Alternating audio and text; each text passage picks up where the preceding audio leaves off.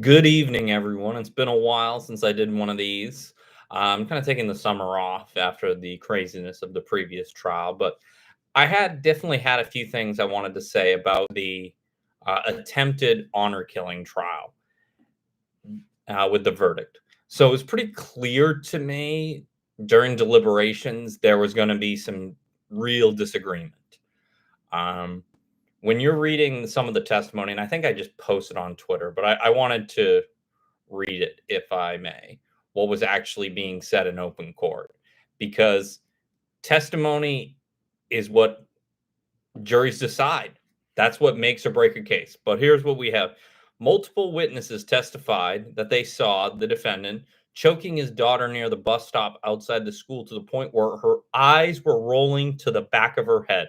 Her lips were turning color and she was losing consciousness.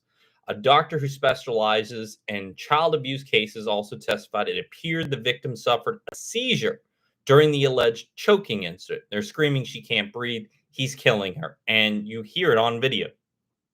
He continues to hold her while she fights and struggles. There's apparent seizure. She goes limp and unconscious. Wow. Um, what I think I saw was the defense kind of zeroed in on this idea that there is no intent. When you really don't have anything, especially when it's on video, you try a Hail Mary play going for the no intent. 9 times out of 10, it should not work with this kind of testimony because it's all right. The father's choking his 17-year-old to the point where she can't breathe, where she's turning blue, and they have a doctor testify about how it actually causes. Like that goes with an attempted murder, losing the ability to breathe. That where I come from, that's domestic battery by strangulation, usually for kind of couples in intimate relationships. But when you are doing that to the point person can't breathe, that's attempted murder because you only have to go only too far, just a little bit. And when I'm seeing the jury like, oh, they're going for a walk or something like that, I'm stunned by what is actually going on. And I'm like hearing the testimony, I'm like, this isn't they were trying to bring her home or she's having some kind of mental health episode. No, she found out she was going to be sold to Iraq for an arranged marriage and she didn't want to go. And her parents were like, "Oh, you're going to go. You're not going to dishonor this family." And all of these witnesses are seeing it and they have to break it up because they're not thinking it's some kind of, oh, this is a family situation we wouldn't be a part of. No, they're watching this girl be strangled to death by her father. And I saw like one of the comments somebody posted was like, oh, do you think they intervened too early? No. What are they going to do? Sit there and wait? For it's like, well, we got to wait for her to get past the attempted murder part because right now she's just choking him. It's just battery or just strangulation. It's not that bad. No. Um, the very important thing to take away from this case is how important jury selection really is. This was not that difficult of a case. And with this testimony, with that many witnesses, that's something that it should have been. This is kind of a lock and load case. This isn't like oh, well, we don't really know what happened. Yeah, we do. It's pretty clear. And it's not like it's not a situation where it's like, oh, there's a dispute of the evidence. We're disputing what actually happened. It's like they're arguing, oh, they didn't have the intent to kill her. Really? So when she's being choked the life out of her, that's not intent. But when you're the defense attorney, sometimes that's what you have. That's all that you have. So you got to argue it. That was a Hail Mary argument, and somehow it was completed, and the jury caught that ridiculous argument.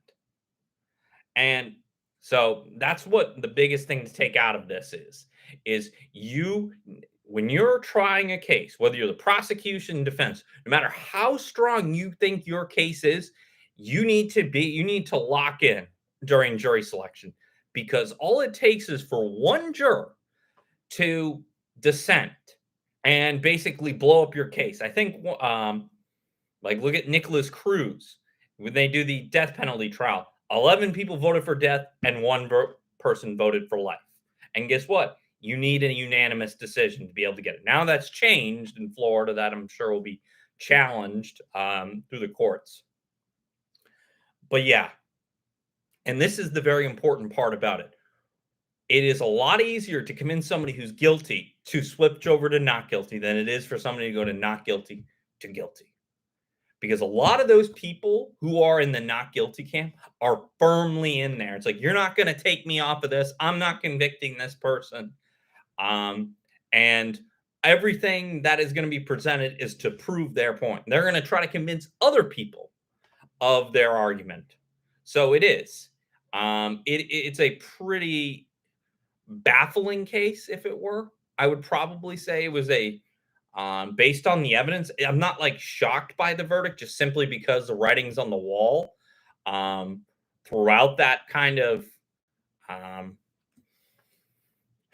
the deliberations, where they're like, they have all these questions, they have to keep going on walks, and you're having to think about it's like, what is going on? What is this that difficult to understand? Like, are they zeroing in on maybe they had some kind of defense, like honor killing is an accepted defense in the state of Washington? No, it's the again, the prosecution picked a bad jury, and this is what happens because of it. You get people who are like, well, maybe it's like, maybe she wasn't actually, maybe he's just assaulting her. It's like, it's not attempted murder. When you're choking the life out of somebody when they go unconscious, what is your intent there? It's not to slap some stents into them. So, but yeah, that's kind of my thoughts on it. Wanted to give like an idea. I'm gonna be back to doing these regularly. I think September, the first week of September after Labor Day. After the previous trials, kind of needed a little summer recharge, and I had a lot of my other case I needed to work on. But I'm actually at the federal sentencing seminar right now.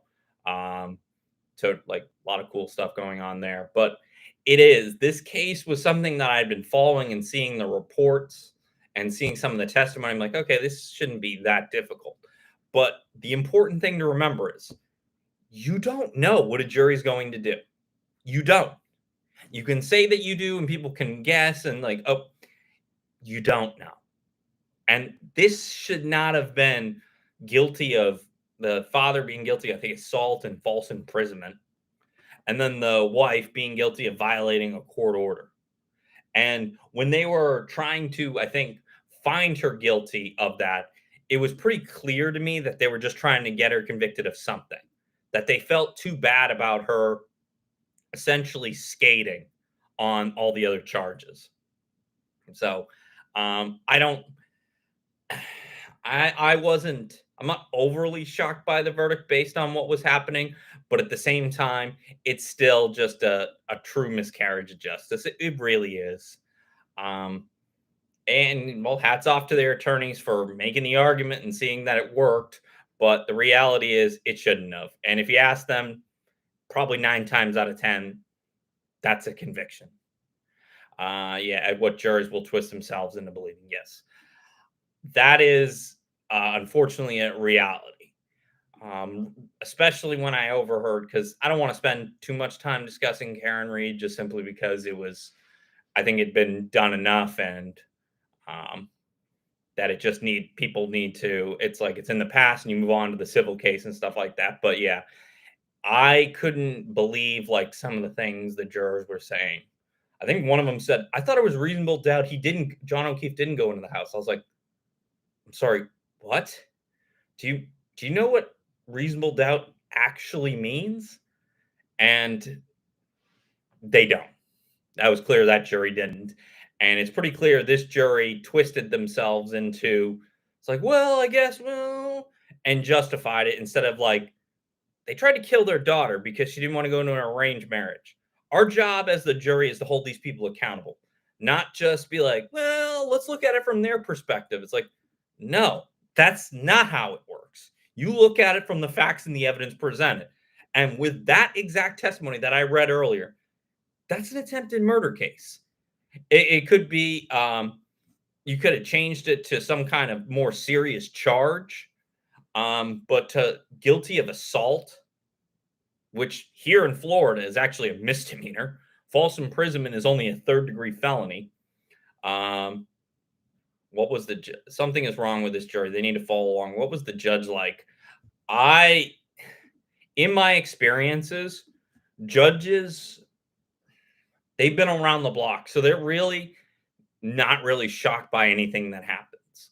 I remember I was in front of Judge Rice in Hillsborough, and we're about to enter in a plea, and I had been battling for months on a case. They wanted like jail or prison, and I'm just like, no fucking way. And then I offered them probation. They told me no way. And then we did the deposition, and the witnesses were atrocious.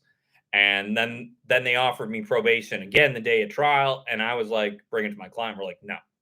And then they're like, fine. How about time served on a misdemeanor? I'm like, okay. And right before it, the reason I bring that up is Judge Rice says to my client and I, it's like, in a trial, we don't know what's going to happen. I have tried cases. I tried cases and I thought I was going to win and I lost. And I've tried cases that I thought I was going to lose and I won. You just don't know. And you kind of get an idea. So when a judge is looking at the jury, it's like, I'm not shocked how anything goes. The evidence is, was not really, and not just pretty strong. It was very strong. Videos, multiple eyewitnesses, having experts testify about the injuries and the choking sustained. All of that should have been more than enough to sustain an attempted murder charge. I think that there could have been something, maybe attempted manslaughter, maybe something. Uh, aren't they not allowed to say something about how she was going to be sent off to be married? Um, that would I I don't really remember because what I can tell you is this is that's the whole motive for the case. And I just don't see how the jury wouldn't be able to know that fact. I don't remember exactly if that were they were allowed to hear it or not, but I can't imagine why they wouldn't. And so being able to understand that, it's like, what are we doing? And so it is. It was pretty stunning to say the least.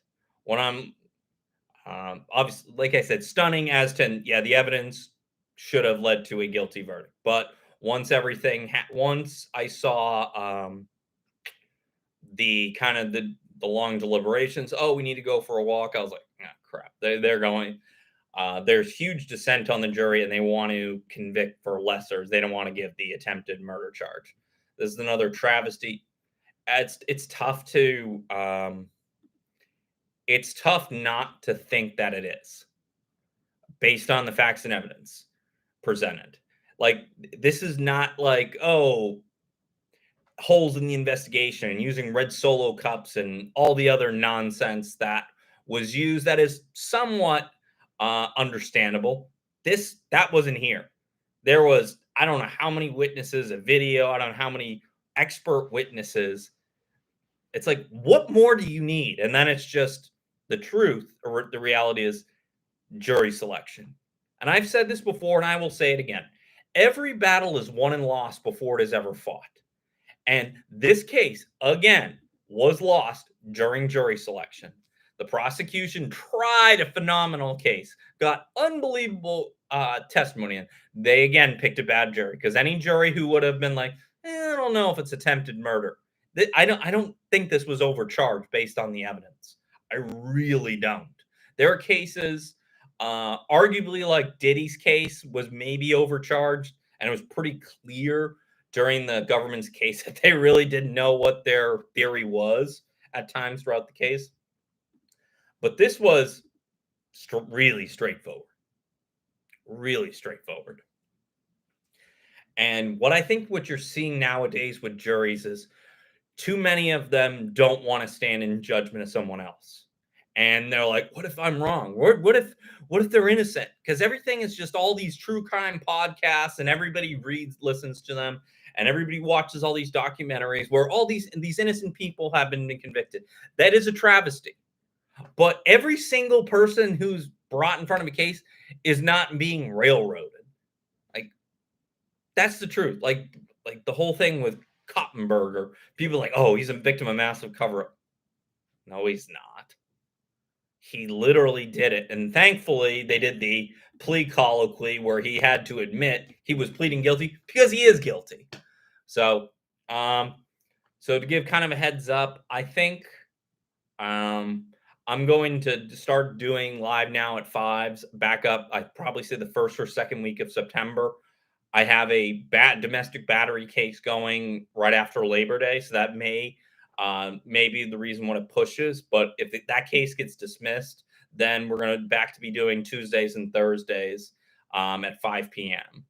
or Mondays and Wednesdays. I'm still trying to figuring out what day is actually best. But net for now, thank you for all for tuning in. Matthew Timpanic here, and I'll see you next time.